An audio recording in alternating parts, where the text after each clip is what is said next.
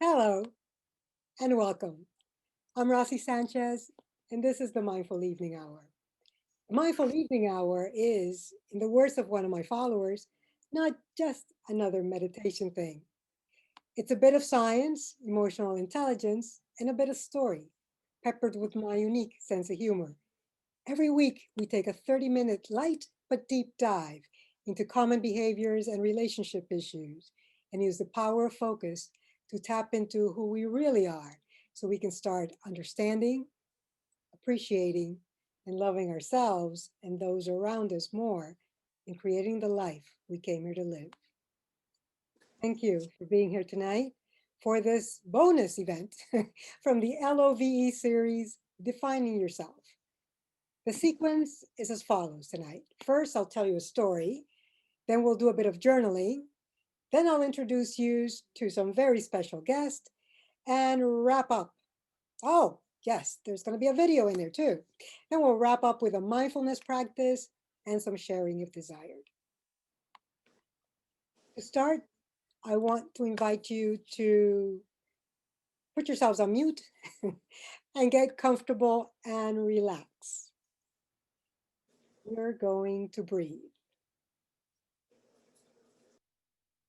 If you're seated, place your feet on the floor. Roll your shoulders back. Let out your belly. Place your hands on your lap, open to the sky, or you can put your hands on your belly so you can feel the breathing. And close your eyes. And let's take 3 deep and satisfying breaths. Breathe in for a count of 4 and breathe out for a count of 8.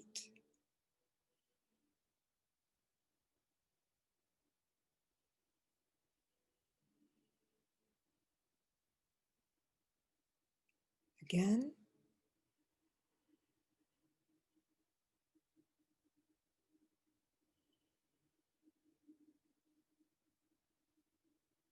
One more time.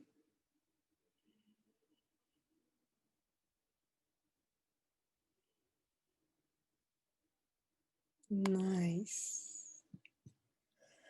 Well, here I was, back at Jackson Memorial Hospital with my mother for my weekly dose of torture, when needles full of some miracle fluid would be injected into huge welts in my face and neck.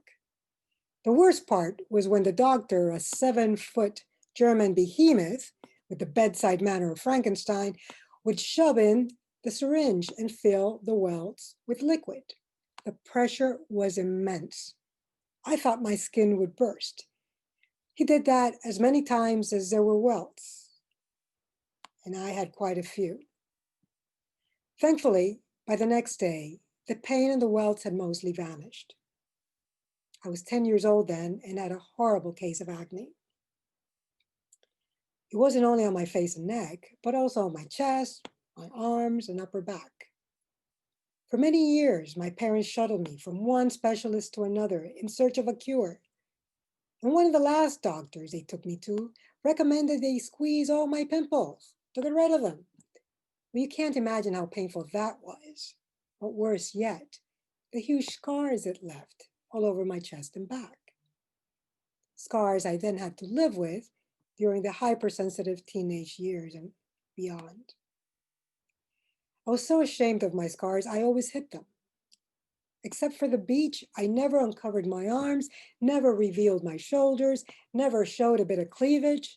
I hid under long sleeves, even in the sweltering Miami heat. And then one day at university, I was having a conversation with a school counselor about my grades. And somehow we got onto the subject of my arms and scars and hiding.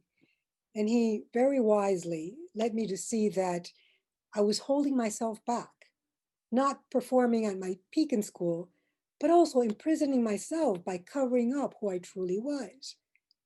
That was my aha moment. The moment I decided to allow myself to be free from the shame.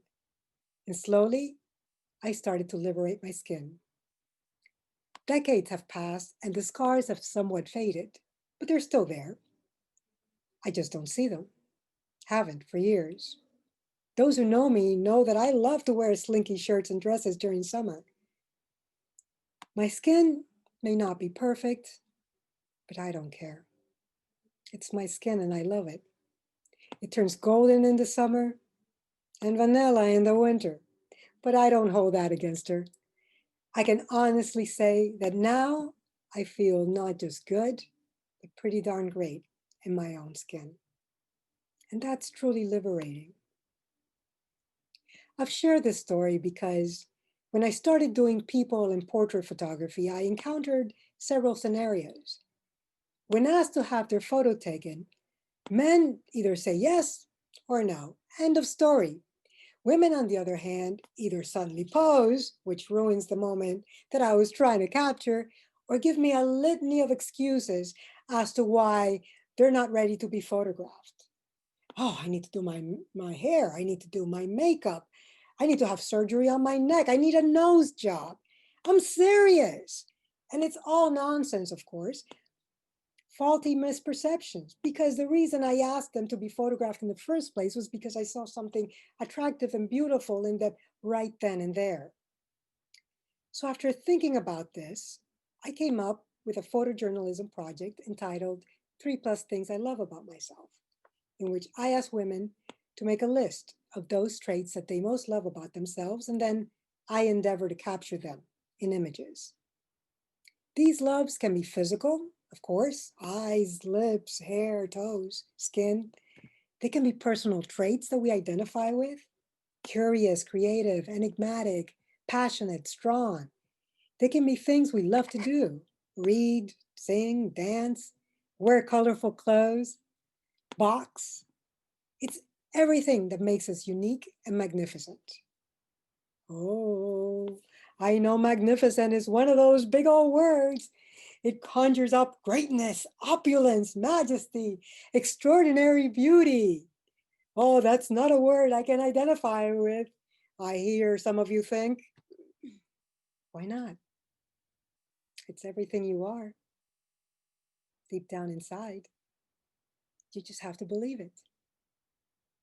Better yet, tap into it and experience it for yourself. Oh, this hair. When I launched this project, I had no idea the amazing experiences I would be in for. Every woman I've photographed, even those I knew, has been like a jewelry box that, when opened, is filled to the brim with bright, beautiful, colorful, even exotic gems, all unique and different and priceless. In our society, we tend to compare ourselves to celebrities, the rich and famous, the powerful, the influencers, and then turn around and beat ourselves up for falling short. And then we focus on what we find ugly, undesirable, or needing an upgrade, and beat up on ourselves even more. With all that negativity, how can we possibly find ourselves magnificent? You do realize that these self-criticisms are just thoughts you're thinking, right? Beliefs born out of your own misperceptions about yourself. How many times has someone paid you a compliment that you either downplayed or outright poo-pooed because you didn't believe it?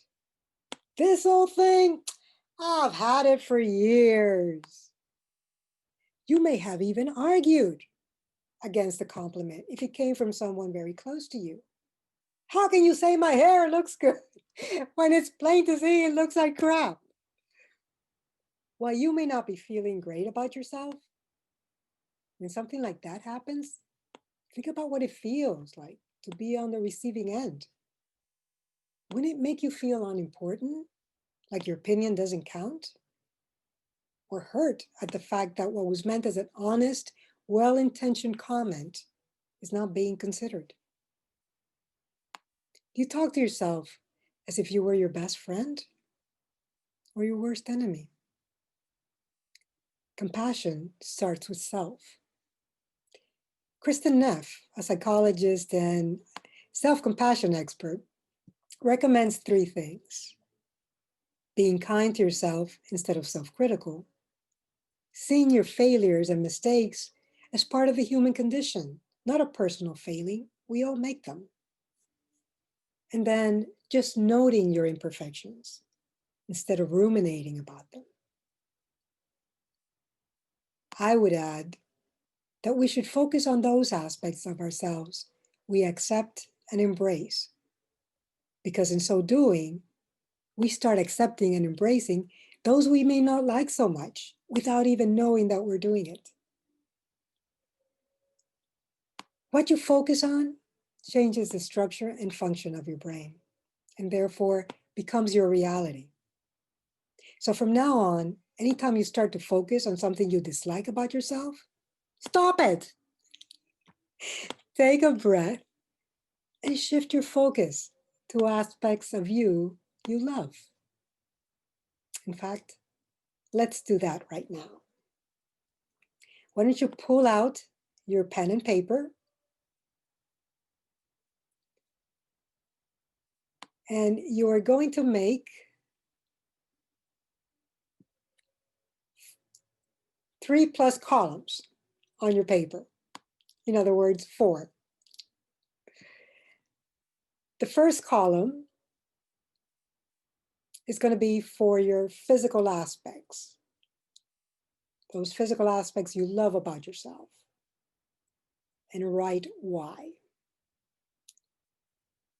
Let me give you 30 seconds. That should be easy. 30 seconds to do that. Physical aspects you love about yourself and why.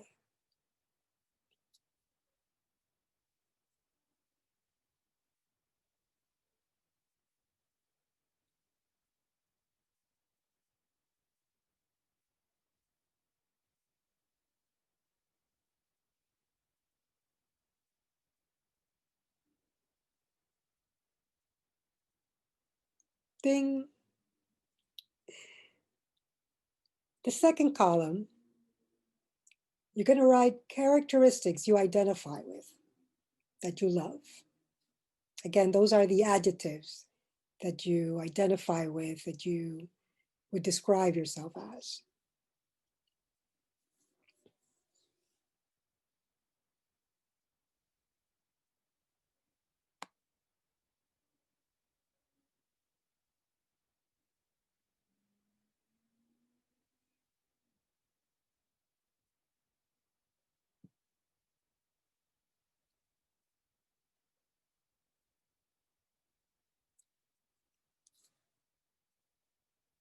And in the,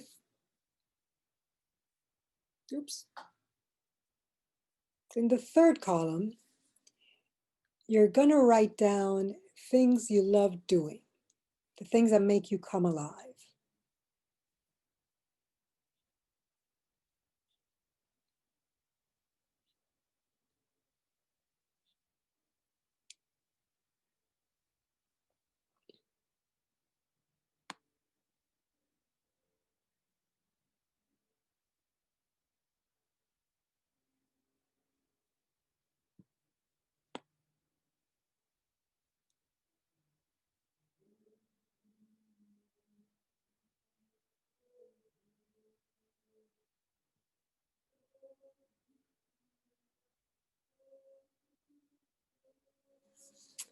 And in the plus column, you're going to write, I am magnificent,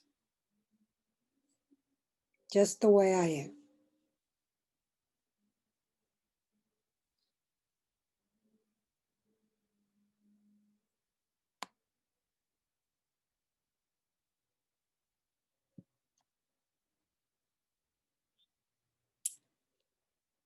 And now I'm going to play a short video compilation of the 3+ Things project.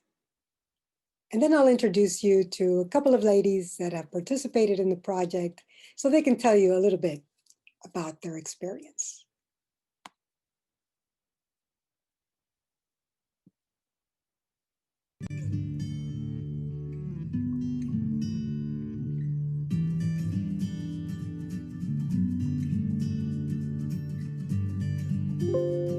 I'm enigmatic, fierce, and extremely compassionate. I also really like this area around my collarbone.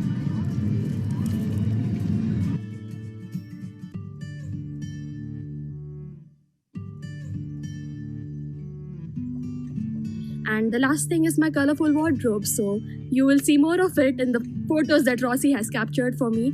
But yes, just like life, our wardrobe also needs to be colorful and with variety of different kind of emotions, different kind of seasons.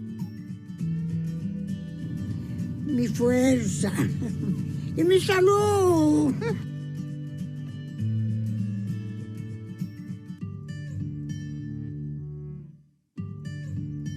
This curiosity also allows me to entertain myself. I'm very confident being on my own and doing things alone, including traveling the world.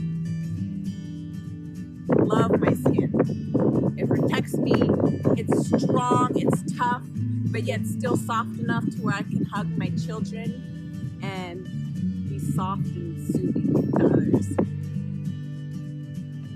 The 3+ things that I love about myself are my smile, my eyes, I love the beach, and I love shoes. My toes, but not all toes. My bold, dark, hairy, bushy eyebrows, how it looks against my pale face. And third, the facial expressions I make. La segunda cosa que gusto mucho de mí son mis manos. Por sus dedos, por su expresividad, porque muestran trabajo, porque muestran esfuerzo. MLJ, and the 3 things that I love about myself are that I'm strong, brave, and kind-hearted.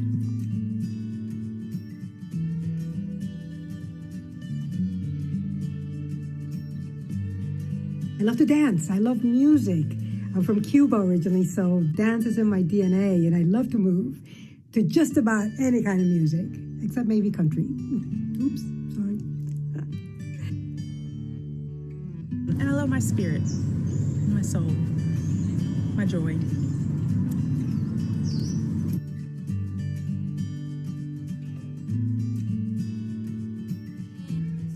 Summer days make you feel okay. Strawberry kiwis, grow some good, we wanna feel the way.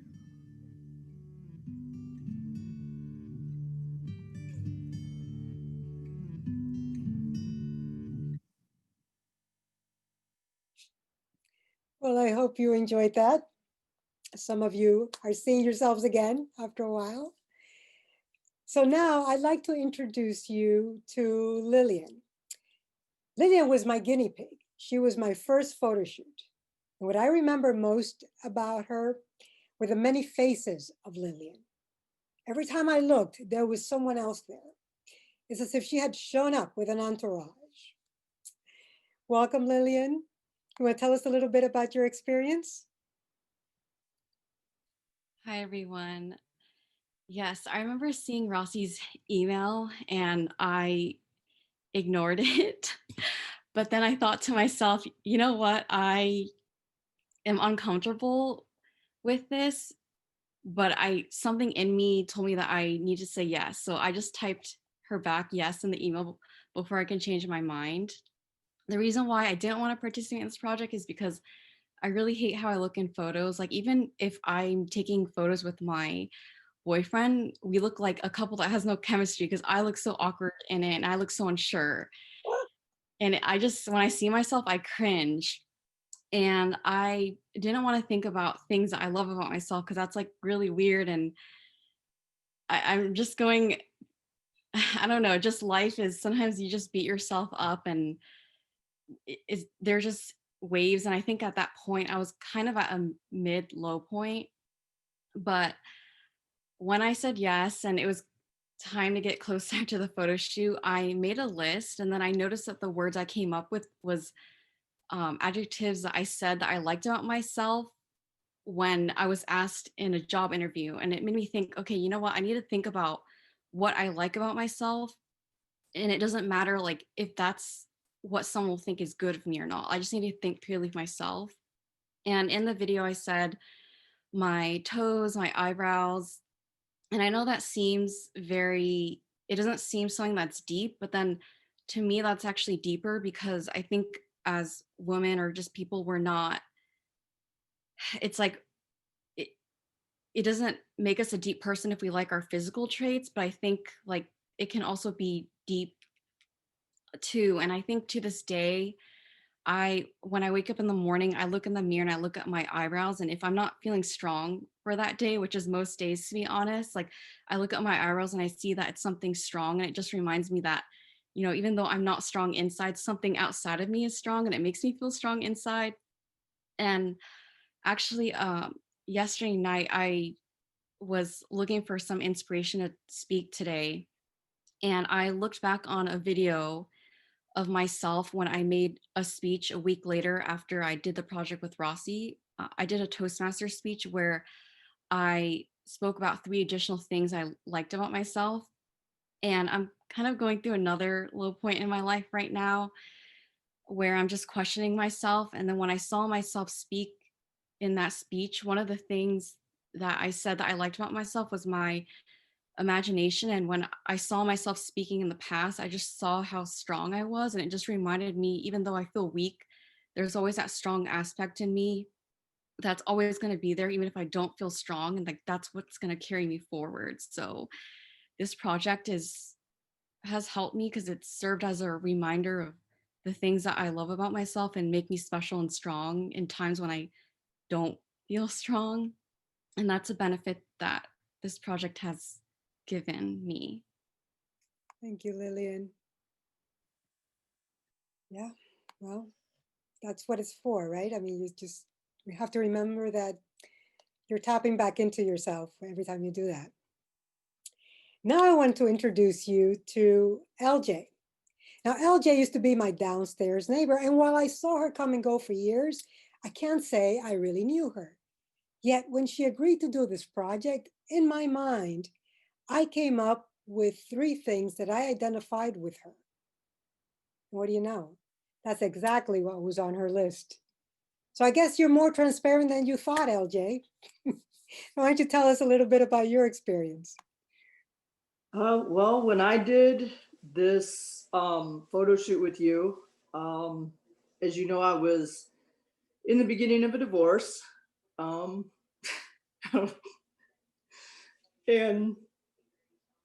it was difficult for me to find things that I really could love about myself.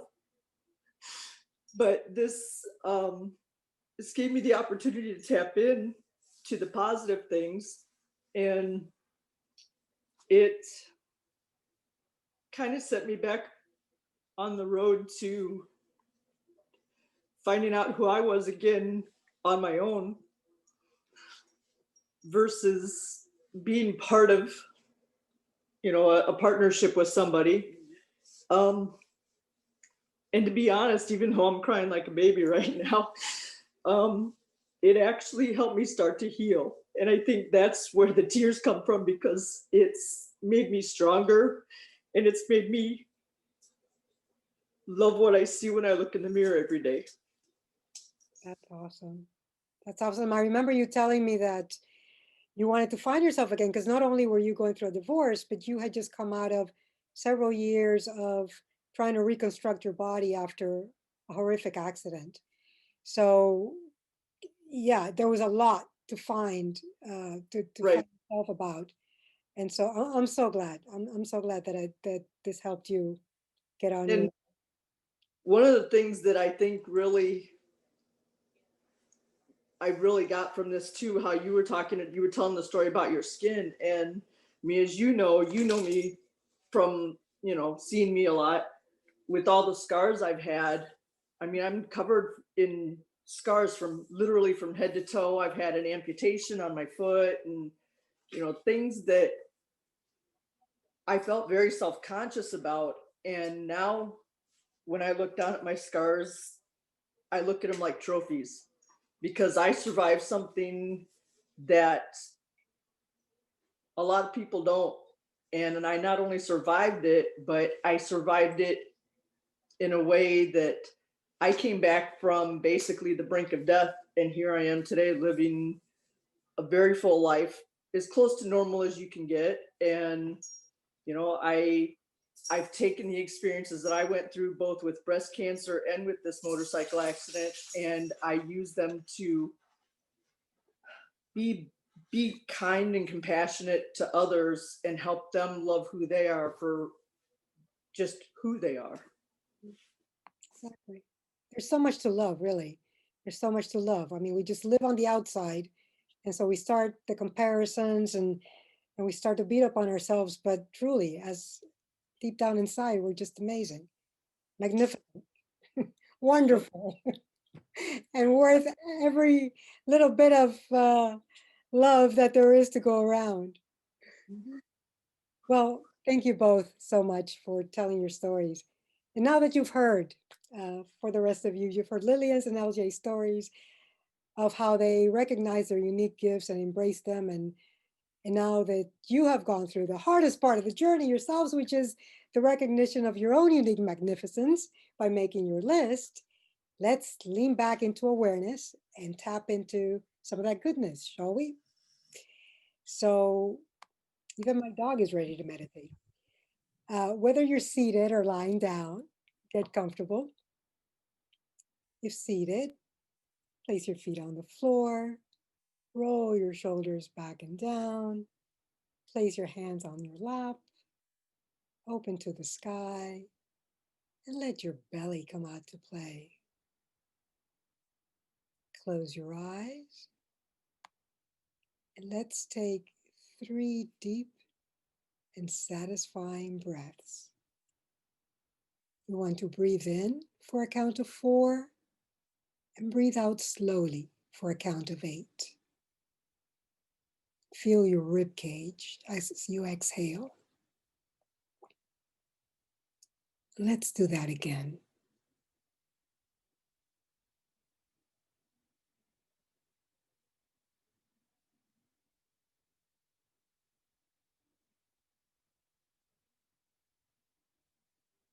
One more time.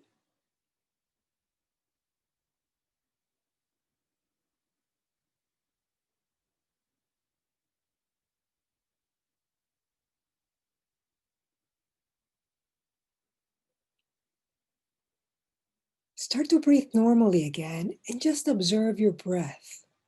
Don't force it. Notice how it feels when it enters your nostrils and fills up your lungs, and how it feels as it leaves your body. Just follow its trajectory. If any thoughts, sounds, or sensations arise, acknowledge them and let them go. And get back to your breath. Now place your attention on your heart. It's possible you may sense your heartbeat or even hear it. Listen closely. Allow the vibrations in your heart, the love, joy, compassion, and kindness that reside there, to permeate every single cell in your body, from the top of your head to your toes.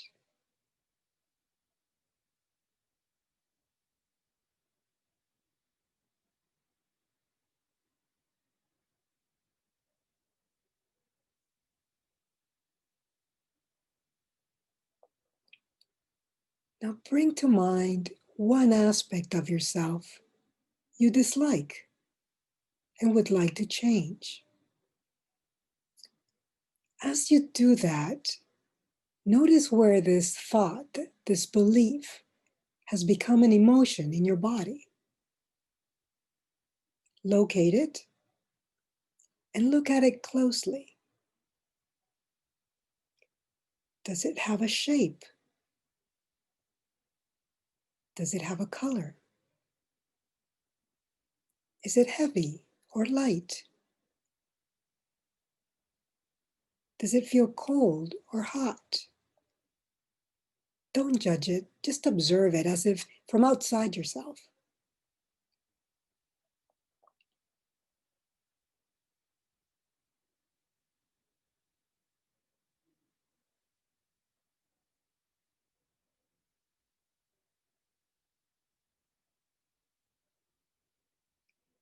Now, place your attention on your heart again and allow those loving vibrations to wash over the area where you found the emotion associated with that part of you don't like so much. No need to do anything, just have the intention.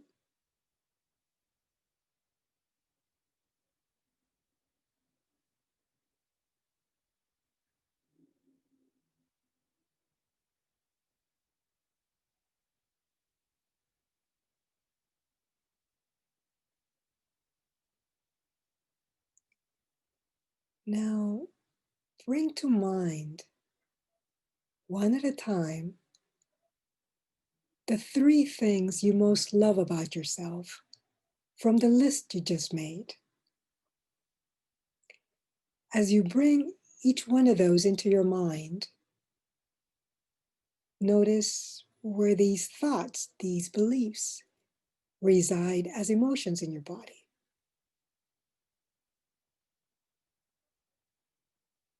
Locate them and look at them closely. Do they have shapes? Do they have colors? Are they heavy or light?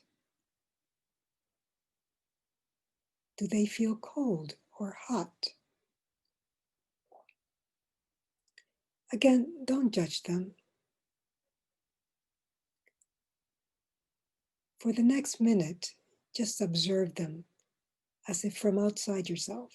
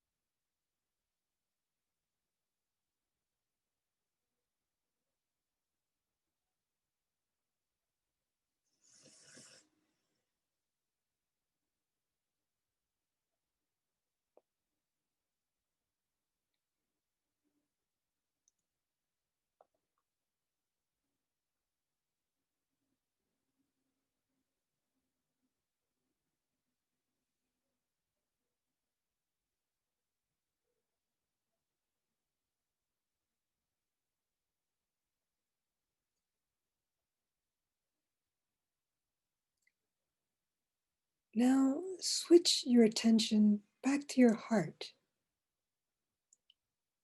And for the next 2 minutes, bask in the loving, joyful, compassionate, and kind vibrations of your heart as they wash over your whole body.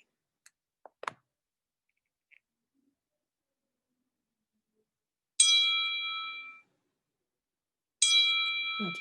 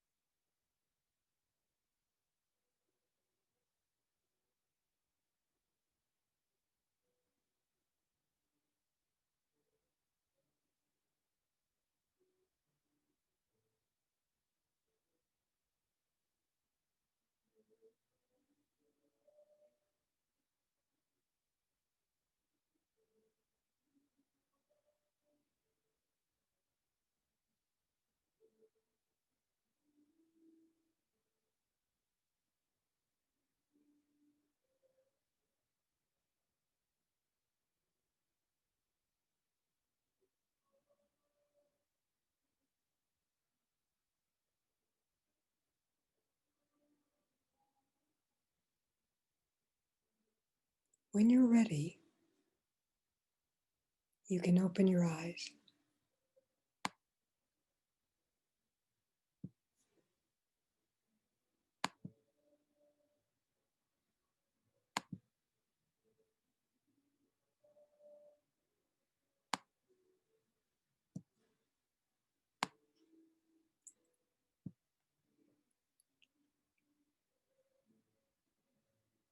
Welcome back.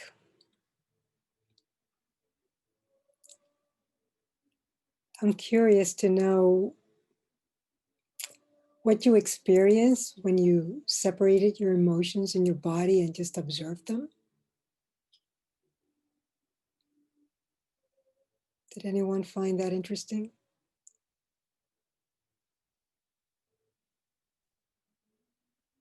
I felt like my body was expanding outwards, like as if there was like a ray of sun coming out. Because I found that like my body was going like this, but then it was like throughout the whole meditation was like opening, like it's like opening for love.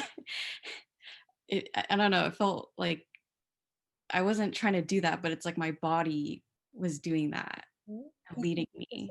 That's magnificent. That's awesome. Anyone else?